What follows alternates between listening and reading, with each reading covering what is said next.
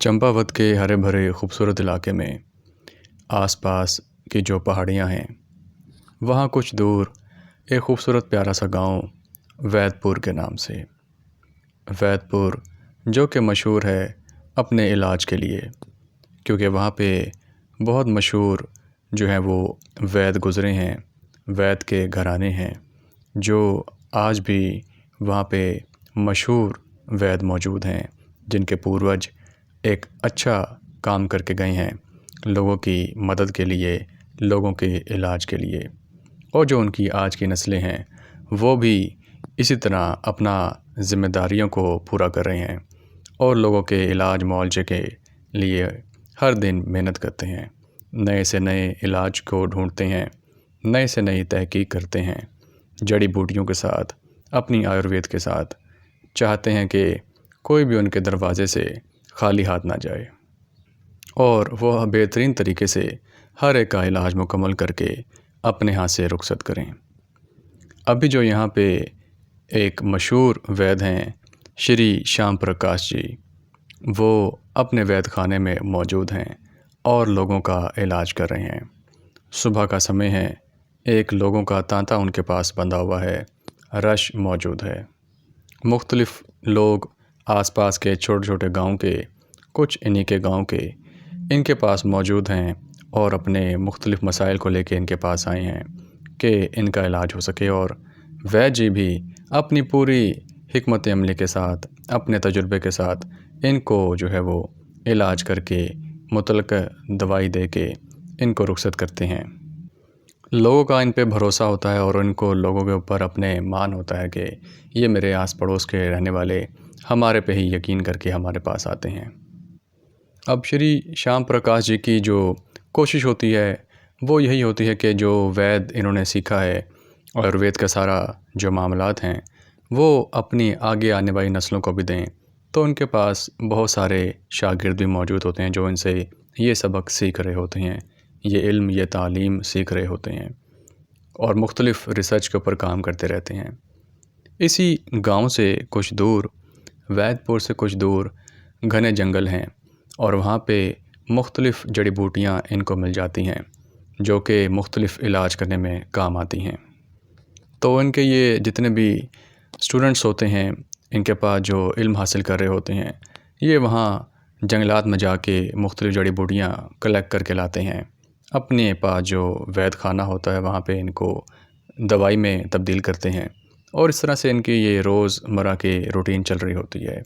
इनको इल्म भी मिल रहा होता है, स्टडी भी कर रहे होते हैं और अपने साथ साथ प्रैक्टिस भी ये स्टूडेंट्स करते रहते हैं। अब शाम का समय हो जाता है, वैद खाने को बंद करने का टाइम हो जाता है। तो इनकी जो स्टूडेंट्स की एक टीम गई होती है जंगलात में कुछ आयुर्वेद बूटियाँ लेने के लिए। वो जड़ी बूटियाँ लेके ये अब वापस आते हैं।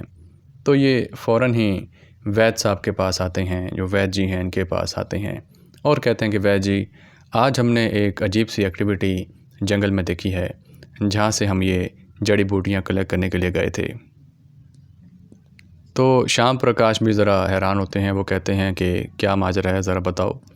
तो वो उनके जो स्टूडेंट्स होते हैं वो कहते हैं कि वैद जी, वहाँ पे कुछ गोरों की टीम, कुछ ब्रिटिशर्स की टीम वहाँ मौजूद थी और वो वहाँ पे कुछ ऐसी बातें कर रहे थे कि जैसे कि इस जंगल को साफ़ करना है, जो यहाँ की जड़ी बूटियाँ हैं, यहाँ के दरख्त हैं, उसको साफ़ करके वहाँ पे कोई कुछ बनाने की बात कर रहे थे। हम समझ नहीं पाए, लेकिन हम तो बस ये समझ सके कि वहाँ पे इस जंगल को, इस जड़ी बूटियों को जो बहुत कीमती हैं, अब काटा जाना है, अब कुछ प्लान इस तरह का हो रहा है। तो वैद जी भी ये सुन के कुछ हैरान होते हैं और वो समझते हैं कि शायद बच्चों के सुनने में, कहने में कुछ गलती भी हो सकती है।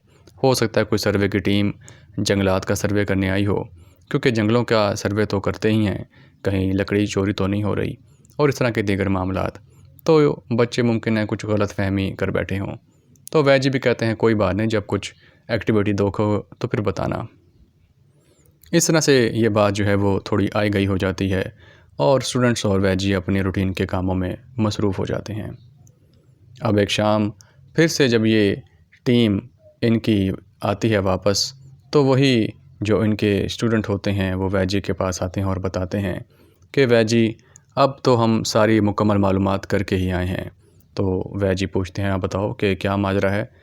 वो कहते हैं कि इन जंगल को काफ़ी बड़े हिस्से को साफ़ करके यहाँ पे एक गोडाउन बनाना जा रहे हैं, और इस गोडाउन को बनाने के लिए इनको काफ़ी बड़ा एरिया रिक्वायर्ड है। उसके लिए ये इस जंगल को साफ़ कर रहे हैं। लगभग कोई 9 से 10 एकड़ का जो रकबा है ये साफ़ करेंगे और वहाँ पे अपना ये वहाँ पे वेयर हाउस गोदाम बनाएंगे। और इसमें तो हमारा बहुत नुकसान हो जाएगा, क्योंकि उसी मेन हिस्से में तो ये कीमती जड़ी बूटियाँ काम आती हैं, जो हैं उगती हैं, और हम इनको ला के यहाँ पे मुख्तलिफ लोगों के इलाज के लिए काम करते हैं। तो फिर इलाज का क्या होगा, दवाइयों को क्या होगा। अब ये बात जो है वो वैद्य जी को भी संकट में डाल देती है कि वाकई ये बात तो फिर काबिल गौर है, इसको तो हमें देखना पड़ेगा, क्योंकि बहुत सी मुख्तलिफ जंगली जड़ी बूटियाँ हैं जो वहाँ पे होती हैं और हमारे मुख्तलिफ इलाज में काम आती हैं, जो कि आस पड़ोस और सब लोगों को आज से नहीं बल्कि पूर्वजों के दौर से सबकी मदद करती आ रही हैं। तो ये शाम भी गुजर जाती है और सुबह वैद्य जी जो है वो एक संदेशा भेजते हैं भले राम को कि मुझसे आके मिलो। अब भले राम जो है ये इनके बिल्कुल साथ वाले गांव में ही रहता है, और बिल्कुल साथ ये सटा हुआ गांव इनके गांव से, वैदपुर से। जो भले राम है ये ड्यूटी करता है इन्हीं गोरे सरकार के पास, एक खादिम की, एक मददगार की। तो वैद्य जी चाहते हैं कि क्यों ना भले राम से पूछा जाए, वो हमें सही बात बता सकता है कि आया कि माजरा क्या है। भले राम को जब पहुंचता है संदेशा वैद्य जी का, तो वो दौड़ा चला आता है, क्योंकि सब इनकी बहुत इज़्ज़त करते हैं और इनके पास हाजिर होता है। तो वैद्य जी यही सवाल उससे करते हैं कि माजरा क्या है। भले राम जो है वो कहता है कि बिल्कुल आपने दुरुस्त सुना, वहाँ पे एक काफ़ी बड़ा वेयर हाउस बनने जा रहा है, लेकिन उसकी लोकेशन क्या थी वो मुझे इल्म नहीं था, नहीं तो मैं आपको पहले ही बता दूँ। लेकिन अगर तो लड़कों ने देखा है कि उन्हीं जगह पे जहाँ पे जंगली बूटियाँ उगती हैं वहाँ वो कुछ बनाने जा रहे हैं, तो आप यकीन करें कि ये मसले वाली बात बन सकती है और कीमती जड़ी बूटियाँ हमारे से ज़ाया हो सकती हैं। अब भले राम की इस बात पे भी जो वैद्य जी होते हैं वो कुछ परेशान हो जाते हैं कि वाकई ये मसले वाली बात है। तो जो वैद्य जी हैं ये कहते हैं भले राम से कि तुम क्यों ना जो वहाँ के अफ़सर हैं मेरी मुलाकात करवा दो, मैं उनको ये सारी बात समझाऊंगा कि कितनी कीमती ये जड़ी बूटी है जो वहाँ पे उगती हैं और इसकी हम कितना फ़ायदा उठा सकते हैं। सिर्फ हम ही नहीं बल्कि ये गोरा सरकार भी अपनी रिसर्च में, अपनी लेबॉर्ट्री में काम कर सकती है, इसका फ़ायदा उठा सकती है। तो भले राम कहते हैं जी ठीक है, मैं कोशिश करके आपको कल बता दूँगा। अब भले राम जी अपनी ड्यूटी करके जब आते हैं तो वो पहुंच जाते हैं सीधा वैद्य जी के पास। वैद्य जी उनसे बताते हैं कि क्या बना, फिर कोई टाइम मिला। तो भले राम कहते हैं जी बिल्कुल, जो कर्नल माउंट हैं तो काफ़ी सख्त मिजाज, लेकिन जब मैंने आपके बारे में उनको बताया कि आपका इतना बड़ा नाम है जो वैद्य के मामले में और इतने लोग आपके पास आते हैं, तो वो इस बात से मुतासिर हुए और उन्होंने कहा कि बिल्कुल वो आपसे मिलेंगे, तो आप अब मेरे साथ कल चले चलें या आप शाम में आ जाएं जब आपके पास टाइम हो। वैद्य जी के दिल को सुकून मिलता है कि चलो ये अच्छी बात है कि उन्होंने मिलने का टाइम तो दिया। अब मैं उनको किसी भी तरीके से अब कन्विंस कर लूँगा कि वो यहाँ पे थोड़ा हट के किसी भी जगह पे वेयर हाउस बना लें और इस इलाके को फ़िलहाल छोड़ दें। प्लान यही हो करते हैं वैद्य जी के भले राम, तुम सब जब जाओगे सुबह अपने काम पे तो मुझे तुम साथ ही ले चलो, हम इकट्ठे चलेंगे और मैं फिर वापस आ जाऊँगा। तो भले राम जी कहते हैं ठीक है जी, मैं सुबह आपको आऊँगा और ले चलूँगा अपने साथ। सुबह भले राम जी पहुंच जाते हैं टाइम से वैद्य जी के पास। वैद्य जी अपनी वेस्ट कोट पहने, अपनी लाठी पकड़े, सर पे पगड़ी बांधे, एक बेहतरीन लिबास में जो इनको सूट करता है, बताता है कि ये कितने मंजे हुए वैद्य हैं। उस तरह तैयार होके अब चल पड़ते हैं पैदल उन अफसर से मिलने के लिए उनके दफ्तर, जो कि कम से कम 1.5 से 2 घंटे की दूरी पे होता है। अब वैद्य जी सब लोगों के भले के लिए इतनी दूर चल के जाते हैं, क्योंकि भले राम का तो रोज़ का काम होता है, लेकिन वैद्य जी के लिए तो ये मसला होता है आगे आने वाली पीढ़ियों का, उस कीमती जड़ी बूटी का जो यहाँ उगती है और आगे आने वाली नस्लों के लिए कितना भला कर सकती है। ये मुश्किल सफ़र तय करके ऊंचा नीचा घाटियों से होते हुए पहुंच जाते हैं इन मुश्किलात से जूझते हुए दफ्तर में गोरा सरकार के। गोरा सरकार से इनकी मुलाकात होती है। कर्नल माउंट बैठे होते हैं विराजमान अपनी कुर्सी पे। वैद्य जी इनके कमरे में दाखिल होते हैं भले राम के साथ। भले राम इनका तारुफ़ करवाता है। कर्नल माउंट इनसे बहुत मुतासिर होकर मिलते हैं, इनको वेलकम कहते हैं और इनको बैठने के लिए कहते हैं। वैद जी सलाम दुआ के बाद एक अच्छी खुशगवार शुरुआत के बाद इनको बताते हैं कि कर्नल साहिब, हमने सुना है कि आप कुछ वेयर हाउस बनाने जा रहे हैं हमारे गांव से कुछ ही दूर, और वहाँ पे एक बहुत बड़ा रकबा आपको चाहिए जो कि इस वेयर हाउस को बनाने के लिए दरकार होगा। ये बात सुनते ही जो कर्नल माउंट होते हैं वो कुछ अच्छा नहीं समझते इस बात को कि ये हमारे ऑपरेशंस में इतनी मदाखलत की बात इन तक पहुंची कैसे और ये अब चाहते क्या हैं। तो शुरू से ही कुछ वो एक अच्छा तासुर इनकी इस बात से नहीं लेते। अब जब सारी बात वैद जी इनको बताते हैं कि जिस एरिया में आप ये बनाने जा रहे हैं वहाँ पे तो ये बहुत कीमती जड़ी बूटी बनती है और इससे मुख्तलिफ इलाज होता है, ख़ास करके जो घाव होते हैं उनको भरने के लिए बहुत काम आती है। हमारे पूर्वजों ने एक बहुत मेहनत करके इसके ऊपर रिसर्च करके ये दवाइयाँ बनाई हैं और ख़ास तौर पे कहीं से ये जड़ी बूटियाँ ला के कुछ तो उगाई हैं। तो इतना इनके ऊपर काम करने के बावजूद अगर कल को ये जंगल साफ़ कर दिया जाएगा, वो हिस्सा साफ़ कर दिया जाएगा, तो ये हमारे लिए, बाकी आसपास के गांव वालों के लिए, सभी के लिए बहुत मुश्किल की बात हो जाएगी। तो साहिब आपसे गुजारिश यही है कि आप इस जगह से हट के किसी और जगह के ऊपर वेयर हाउस बनाएं। ये सब जगह ही आपकी है, लेकिन गुजारिश हम आपसे बस यही करना चाहते हैं कि इस जगह को छोड़ दीजिए जहाँ पर ये ख़ास जड़ी बूटियाँ इस जंगल में उग रही हैं। कर्नल माउंट जो इनकी सारी बात सुनने से पहले ही इनके बारे में एक अच्छी राय नहीं बना पाते, क्योंकि उनको लगता है ये शायद उनके ऑपरेशंस में मदाखलत कर रहे हैं, इंटरफेरेंस कर रहे हैं। वो झट से ही इनकी बात को कहते हैं कि देखें वैद साहब, आपका काम तो बिल्कुल एक बहुत बड़ा है और आपका नाम भी बहुत बड़ा है, लेकिन हमारे काम जो है वो हम बेहतर समझते हैं और ये जो जगह चुनी गई है वेयर हाउस बनाने के लिए, ये बहुत वर्किंग करने के बाद और कीमती जगह जानने के बाद ही चुनी गई है। तो ऐसा नहीं हो पाएगा कि हम यहाँ से अपना काम हटा लें और इसको शिफ्ट कर दें। वैद जी को उम्मीद तो होती है कि जिस तरह कर्नल माउंट शुरू में मिले हैं एक अच्छे खुशगवार मूड में, कि वो इनकार कर देंगे। अब इनकार सुनने के बाद वैद जी जो है वो यकीन नहीं कर पा रहे होते अपने कानों पे। वो एक बार फिर से कन्विंस करने की कोशिश करते हैं, कि समझाने की कोशिश करते हैं कि कर्नल माउंट को कि ये जगह कितनी इम्पोर्टेंट है और यहाँ पे कितनी कीमती सामान मौजूद है आयुर्वेद का। अब जब दूसरी बार ये बात करते हैं वैद जी, तो कर्नल माउंट मज़ीद थोड़ा सा सख्त लहजे में अपने अफसर को बुलाते हैं और कहते हैं कि अभी तक वो काम जो जगह को साफ़ करने का है ख़त्म क्यों नहीं किया, क्योंकि टाइम ऑलरेडी बहुत शॉर्ट है और इसको जल्दी ख़त्म करके यहाँ पे वेयर हाउस मुकम्मल किया जाए। ये एक इशारा होता है वैद जी के लिए इशारतन बातों में कि आप जो हैं मुझे रोकने को कह रहे हैं और मैं उसको ऑर्डर दे रहा हूँ अपने अफसर को कि यहाँ पे जल्द अज जल्द इसको साफ़ किया जाए और यहाँ पे एक बेहतरीन वेयर हाउस तैयार कर दिया जाए। ये इशारा समझ के वैद जी जो हैं वो उठते हैं और उनसे इजाज़त लेके अब वापसी की तैयारी शुरू करते हैं। बाहर आके ये भले राम भी इनके साथ ही होता है, तो भले राम को कहते हैं कि ऐसी उम्मीद नहीं थी कि कर्नल साहब इस तरह से मना कर देंगे। तो भले राम कहता है कि सर ये बहुत सख्त अफसर है, ये सुनता बहुत कम है किसी की, बस अपनी ही करता है। बड़ी बात है कि उसने आपका स्वागत ही अच्छे तरीके से कर लिया, लेकिन आपने जब बात शुरू की थी तो उसी वक्त आइडिया हो गया था कि ये इनकार ही करेगा।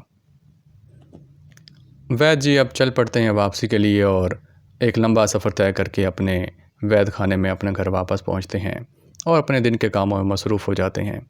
शाम में अपने सब जो स्टूडेंट्स होते हैं उनसे मशवरा करते हैं, जो आसपास के मुख्तलिफ़ वैद होते हैं उनसे मशवरा करते हैं, उनको बताते हैं कि हम किस मुश्किल में जो है वो फंस गए हैं, कि अगर ये जगह सारी साफ़ हो गई तो हम कहाँ से जो है इतनी जड़ी बूटियाँ, जो कीमती जड़ी बूटियाँ हैं, कहाँ से लाएंगे। इनको इस बात का आइडिया हो जाता है कि अब गोरा सरकार पीछे हटने वाली नहीं है। तो कुछ जो समझदार वैद होते हैं वहाँ पे, वो ये मशवरा देते हैं कि क्यों ना हम वक्त से पहले ही वहाँ से सारी जो जड़ी बूटियाँ हैं उनके कुछ जो है वो सैंपल उठा के और अभी से दूसरी जगह के ऊपर इसकी पैदावार शुरू कर दें। काम तो मुश्किल है, लेकिन अगर तो ये ख़त्म हो गई तो फिर ये हम इनको बना नहीं पाएंगे, दोबारा से उगा नहीं पाएंगे। इस तरह से एक जद्दोजहद तो लंबी चल पड़ेगी, लेकिन कल को जो आने वाली नस्लें हैं उनको ये मुश्किल नहीं देखनी पड़ेगी। एक लंबा प्रोसेस है, लेकिन क्या करें, करना भी तो है, जीना भी तो है। इन सब चीज़ों के साथ साथ जो आयुर्वेद की हमारे साथ मौजूद हैं। सभी एक लंबी सांस लेते हैं कि वाकई एक लंबा प्रोसेस है और इसको कैसे हम स्टार्ट करेंगे, कैसे मुकम्मल करेंगे, इसमें बहुत टाइम लग जाएगा। लेकिन इसके अलावा कोई और हल होता नहीं है कि सरकार के आगे कौन कर सकता है और क्या कर सकता है। ये सब अब अपनी मुकम्मल हिकमत अमली के तहत, प्लान के तहत आहिस्ता आहिस्ता एक टीम लगा देते हैं अपने स्टूडेंट्स की, कुछ वैद की, जो कि इन जड़ी बूटियों को थोड़ा थोड़ा करके अब दूसरी ओर उगाना शुरू कर देता है। यहाँ पे आहिस्ता आहिस्ता ये देखते हैं कि अब गोरा सरकार उस जंगल को आहिस्ता आहिस्ता साफ़ करना शुरू कर देती है। वो जो एक बड़ा हिस्सा 9-10 एकड़ का फैला हुआ जो इनको चाहिए था, कम से कम अब ये 1-आध एकड़ के ऊपर सफाई करके यहाँ से इस सब जंगल को साफ़ करने लगते हैं। इन गोरा सरकार की मज़दूरों की टीम, अफसरों की टीम यहाँ पे कैंप डाल के रहना शुरू कर देती है। एक शाम जब इनकी ये टीम अपना काम मुकम्मल करती है जंगल की सफाई का, सब अपने अपने कामों में मसरूफ़ होते हैं। कोई अपने बर्तन धोता है, कोई अपने खाने बना रहा होता है। इस दौरान इनको एक चीखो पुकार की एकदम आवाज़ आती है, बचाओ बाग़, बचाओ बाग़। जो कि जंगल की साइड से इनके कुछ मज़दूर काम कर रहे होते हैं, वापसी का इंतज़ाम कर रहे होते हैं, तो उनके ऊपर एक बड़ा विशालकाय बाघ हमला कर देता है। ये बाघ जो कि देखता है कि अब जंगल का सफाया हो रहा है आस्ता आस्ता और एकदम से लोग इतने करीब आ गए हैं, ये इस चीज़ को जो है कबूल नहीं कर पाता। ये समझता है कि इसकी टेरिटरी में अब ये लोग इंटरफेयर कर रहे हैं, इसके बच्चों के लिए भी ख़तरा हो सकता है। ये काफ़ी दिनों तक तो इनको ऑब्ज़र्व करता है, लेकिन जब देखता है कि ये मज़ीद आगे बढ़ रहे हैं तो घात लगाए बैठा एकदम से इन मज़दूरों के ऊपर और इनके एक अफसर के ऊपर हमला कर देता है। खूब हमला करने के बाद, चीर फाड़ करने के बाद, वो जैसे ही आवाज़ें सुनता है इनको बचाने के आने वाले लोगों की, बाघ वहाँ से भाग जाता है। ये टीम जब पहुँचती है तो देखती है कि एक गोरा अफसर और 2-3 मज़दूर वहाँ पे बाघ ने हमला करके शदीद ज़ख्मी कर दिए हैं। फ़ौरन से सब अपने अपने काम छोड़ के इन लोगों को लेके पहुँचते हैं अपने अपने चंपावत के मुतलका DHQ में, हस्पताल में। कर्नल माउंट को इस हमले के बारे में पता लगता है तो कर्नल माउंट भी फ़ौरन अपने जो और सबऑर्डिनेट्स होते हैं, अफसरान होते हैं, उनको कहते हैं जो अफ़सर हमारा ज़ख्मी हुआ है उसके इलाज का पूरा ख्याल रखा जाए। उसका ख्याल वहाँ अस्पताल में शुरू होता है और बहुत दिन तक चलता है, लेकिन कुछ घाव ऐसे होते हैं जो उसके भर नहीं पाते, जो कि मेडिसिन्स भी उसके ऊपर असर नहीं कर रही होती, क्योंकि एक विशालकाय बाघ, उसके बड़े दांत, पंजे उसको कुछ ऐसा हमला करते हैं, कुछ ऐसा मार देते हैं जो कि इलाज उसका होता तो है लेकिन जल्दी उसके घाव भरते नहीं हैं। कर्नल माउंट बेशक सख्त तो होते हैं, लेकिन उनको अपने लोगों की, अपनी टीम के लोगों की बहुत परवाह होती है और वो चाहते हैं कि जल्द अज जल्द इसको, जो उनका अफसर है, ये सेहतयाब हो, ये तंदुरुस्त हो के अपने काम पे जाए। और परवाह भी करते हैं कि काफ़ी दिनों से वो अब बिस्तर पे है और अपना सही तरह से चल फिर नहीं पा रहा। उनके दिल में ये होता है कि जल्द अज जल्द मेरा ये कारीगर, मेरा ये अफसर बस ठीक हो जाए और अपने काम पे जाए। भले राम को भी इन सब चीज़ों के बारे में मालूम होता है कि कैसे जो आयुर्वेद की अगर इस्तेमाल किया जाए तो ये घाव इसके जल्दी भर सकते हैं, जो कि अस्पताल के जो इलाज है इस घाव को भरने में काफ़ी टाइम दे रहा है। तो भले राम एक दिन हिम्मत जुटाता हुआ जब देखता है कि कर्नल माउंट कुछ परेशान है, क्योंकि इलाज जो है वो उसका देर से हो रहा है, वो जल्दी सेहतयाब नहीं हो रहा जो उनका अफसर है, तो वो कर्नल माउंट को मशवरा देते हैं कि साहिब, अगर आप खफा ना हों तो क्यों ना जो आयुर्वेद जी हमारे पास आए थे, श्री राम प्रकाश जी, उनके पास ले जाके इसको जल्दी हम ठीक करवा लें। तो वो एकदम से जो है वो परेशान होकर देखते हैं भले राम की तरफ, कर्नल माउंट, और कहते हैं क्या वाकई ये मुमकिन होगा, क्योंकि जो हमारे पास मेडिकल साइंस है उसके मुताबिक अगर जल्दी फ़िलहाल इसके घाव नहीं भर रहे तो वहाँ कैसे हो पाएगा। भले राम कहता है सर, यही तो ख़ासियत है इस आयुर्वेद की और इन जंगल की जड़ी बूटियों की, जो कि इसको जल्दी सेहतयाब कर सकती हैं। ऐसे ही तो आपको वो कहने नहीं आए थे कि इनकी आप ख्याल कीजिए जड़ी बूटियों का, ताकि ये एक नायाब चीज़ जो हमारे पूर्वजों ने लगाई है इसको ख़त्म होने से हम बचा सकें। कर्नल माउंट इसको अपनी ज़िद की बात नहीं बनाते और वो समझते हैं कि हमें इसको ट्राई करना चाहिए। कर्नल माउंट फ़ौरन से जो है वो एक हुक्म जारी करते हैं कि उस अफसर को भेज दिया जाए वैद्य जी के पास भले राम के साथ, और उसका इलाज वहाँ से एक बार ज़रूर ट्राई किया जाए। भले राम अपनी बैलगाड़ी का अरेंज करके उस अफ़सर को लेके पहुंच जाते हैं सीधा वैद जी के पास। वैद जी को ये सारा इंसिडेंट पता होता है कि इस तरह से बाघ ने इनके ऊपर हमला किया है।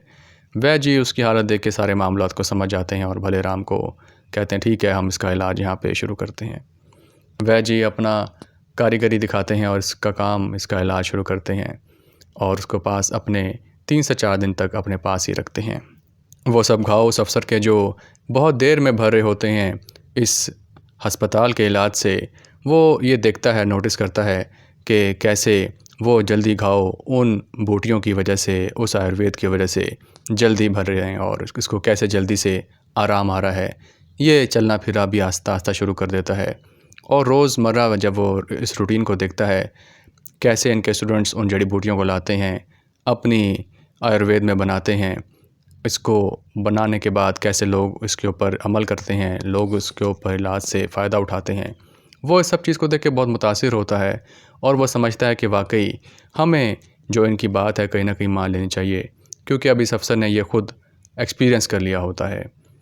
अब ये अफ़सर बिल्कुल मुकम्मल ठीक हो जाता है और वैद जी इसको जो है वो यहाँ से रुखसत करते हैं और बताते हैं कि अब आपने देखा कि हमारे इलाज में कितनी ताकत है।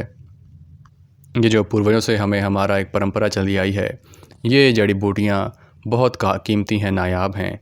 हम आपसे गुजारिश ये करेंगे कि आप फिर भी कर्नल माउंट से एक बार सिफारिश करें कि इसको जो है वो जगह को साफ़ करने से बचाएं। अभी भी कुछ ज़्यादा एरिया साफ़ नहीं हुआ, क्योंकि आपके हमले के बाद बहुत से हमले दूसरे भी किए शेर ने, बाघ ने, जिसमें कोई जानी नुकसान तो उतना ना हुआ, लेकिन काम कुछ दिनों के रुक गया था। तो ये आप यकीन जानें कि ऊपर वाले की तरफ से कोई इशारा है कि इस खूबसूरत इलाज को, इस कीमती इलाज को बचाया जा सके। आप हमारी सिफारिश कर्नल माउंट से एक बार ज़रूर कीजिएगा। ये इन दिनों में अच्छा भी ताल्लुक़ बन जाता है इस अफ़सर का और वैद जी का, बहुत प्यारा, एक बिल्कुल बाप बेटे वाला। तो कर्नल के साथ बात करने की वादा करते हैं ये अफ़सर। वो कहता है कि आप बेफ़िक्र रहिए, मैं पूरी बात करूँगा कर्नल साहब से और कोशिश करूँगा कि उनको मैं मना सकूँ। वापसी का इंतज़ाम होता है। भले राम जी जो कि एक एम्बेसडर की तरह काम कर रहे होते हैं, यहाँ से वहाँ, वहाँ से यहाँ, अपने अफ़सर को लेके साथ साथ बैलगाड़ी में चल पड़ते हैं अब शहर की ओर। वहाँ पहुँचने के बाद जब कर्नल माउंट को ये रिपोर्ट करता है अफ़सर सुबह, तो वो इनको एकदम से तंदुरुस्त देख के, बिल्कुल सही देख के हैरान होता है और वो कहते हैं कि वाकई तुम तो बिल्कुल ठीक हो गए हो। तो बताता है वो अफ़सर के ये सब जो है वो इस कारण है कि जो आयुर्वेद के ज़रिए इलाज मेरा किया गया है वैद जी ने, उसकी वजह से मैं आपके सामने जल्दी सेहतयाब होकर अब खड़ा हूँ। और आप यकीन करें कि वो सब जो है इलाज है वो वाकई बहुत कीमती है। मैंने खुद एक्सपीरियंस किया है इन दिनों में कि कैसे वो वहाँ पे बनती हैं सब दवाइयाँ, और वो कितनी कीमती हैं आस पड़ोस के लोगों के लिए, हम सब के लिए। सिर्फ वही नहीं, हम लोग भी जितने ब्रिटिशर्स हैं इससे फ़ायदा ले सकते हैं, क्योंकि आने वाले हालात में कोई भी ज़ख्म कभी भी किसी को आ सकता है। वो जब ये बात कहता है तो कर्नल माउंट जो है वो एक सख्त दिल, एक सख्त मिजाज के अफ़सर तो होते ही हैं, लेकिन कहीं ना कहीं चीज़ों को अंडरस्टैंड करने वाले ज़रूर होते हैं। वो कहते हैं कि ठीक है, अगर तुमने अब ख़ुद से एक्सपीरियंस कर लिया है तो क्यों ना आप जाके वैद जी से बात कर ली जाए। भले राम को बुलाते हैं। भले राम को कहते हैं कि अब कल सुबह मुझे वैद जी के पास लेके चलो। भले राम को अपने कानों पे यकीन नहीं आ रहा होता कि वाकई क्या कर्नल माउंट वैद जी के पास जाने की बात कर रहे हैं। भले राम बहुत खुश होता है और कहता है ठीक है जी, सुबह हम निकल पड़ेंगे। सुबह अब ये टाइम से निकल पड़ते हैं इसी वैदपुर की तरफ। वैदपुर में श्री राम प्रकाश जी, जो कि अपनी रूटीन में वैद खाने में बैठ के इलाज कर रहे होते हैं, एकदम से भले राम एंटर होता है तो कहते हैं वैद जी के क्या बात है, आज अपने काम पे नहीं गए। भले राम कहते हैं सर पीछे देखिए कौन आया है। वो देखते हैं तो कर्नल माउंट ख़ुद वहाँ मौजूद होते हैं। वैद जी ख़ुद उनके उठ के स्वागत करते हैं, उनको बिठाते हैं। वहाँ पे कर्नल माउंट सारे इतने रश को देख के बहुत मुतासर होते हैं कि वाकई इतने लोग आपके पास आते हैं इलाज कराने। तो वैद जी कहते हैं जी हाँ, बिल्कुल ऐसा ही है। कर्नल माउंट उनको गले लगाते हैं और वो कहते हैं कि बहुत शुक्रिया कि आपने हमारे जवान की जान बचाई और उसको जल्दी ठीक कर दिया, और आपकी बात हमने मान ली है। आपने अपने अमल से हमें यकीन दिला दिया कि ये इलाज कितना ज़रूरी और कितना अहम है। वहाँ पे लगने वाली जड़ी बूटियाँ कितनी नायाब और कीमती हैं। आप यकीन कीजिए कि वहाँ पे मज़ीद अब हम कटाई नहीं करेंगे, बल्कि अपनी वेयर हाउस की जगह को तब्दील कर लेंगे। आपकी बात हमने मान ली। ये सुन के वैद्य जी भी खुश हो जाते हैं। तो उम्मीद करते हैं दोस्तों कि आपको हमारी ये आज की स्टोरी पसंद आई होगी। इस तरह मज़ीद स्टोरीज़ के लिए हमारे साथ इस तरह बने रहिएगा। अपना बहुत ख्याल रखिए। Good day.